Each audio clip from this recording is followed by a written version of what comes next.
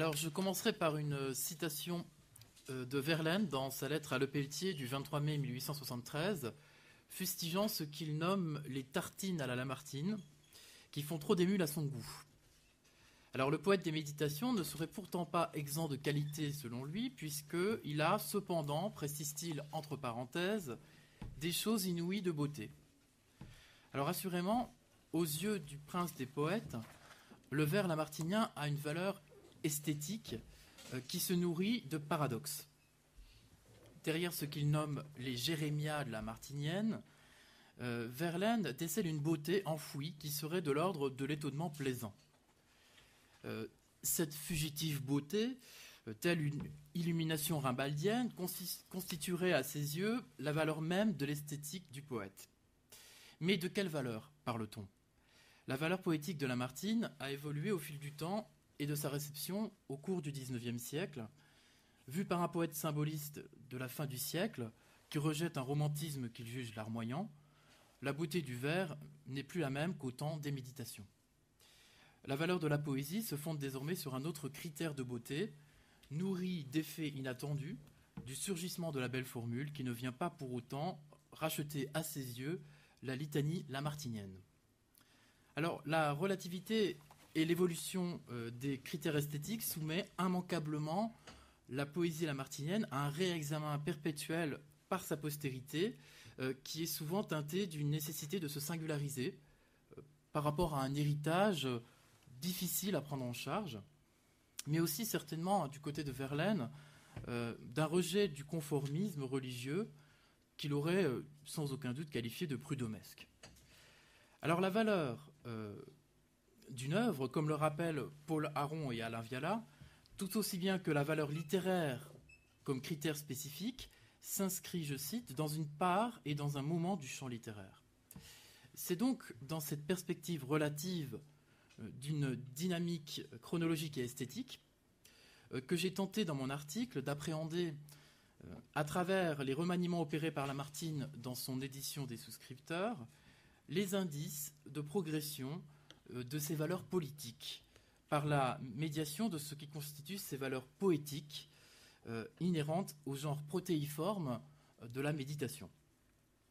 Alors j'ai ainsi associé les deux sens majeurs du mot valeur quand il se rapporte aux œuvres littéraires, les valeurs qu'elle transmet, sa qualité idéologique, et sa valeur esthétique, c'est-à-dire sa qualité littéraire. Alors quand le poétique dit le politique, il le dit nécessairement en termes esthétiques.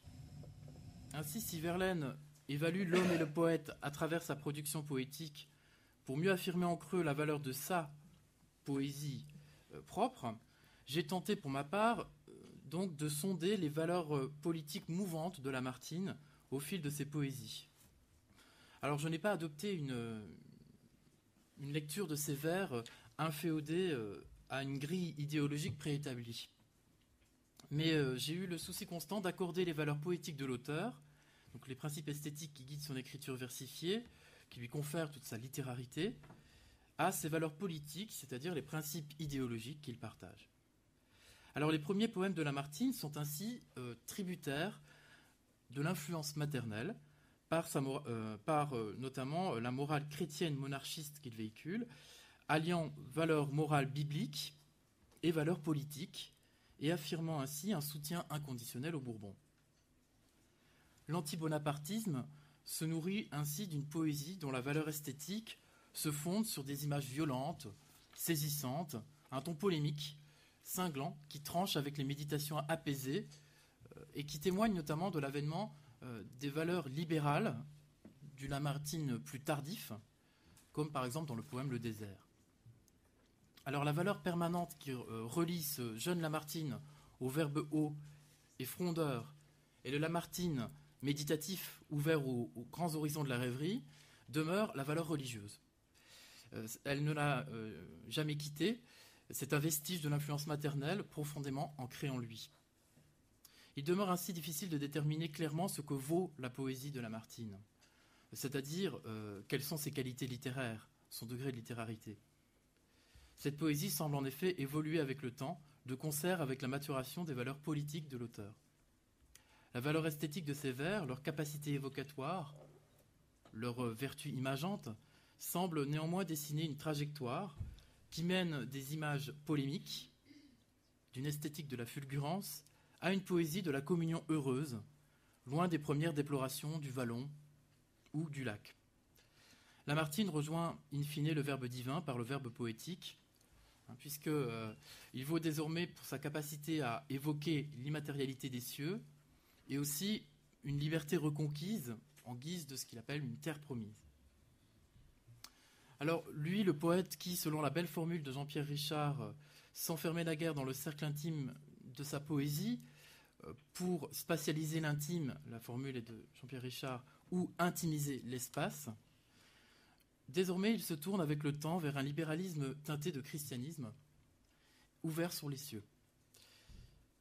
Alors prise dans cette perspective diachronique, mais cette fois en fonction de la réception de l'œuvre par la postérité, il semble donc que la critique première de Verlaine puisse bien se révéler être une affirmation a contrario de la valeur des poésies de Lamartine.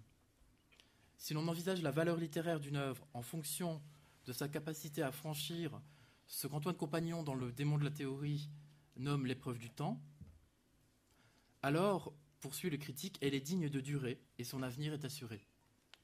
Sa valeur littéraire est aussi de facto confirmée. Malmenée par Verlaine, la poésie de Lamartine, toutes éphémères que puissent paraître les valeurs romantiques ou idéologiques transmises par ses vers, n'en demeurent pas moins lues.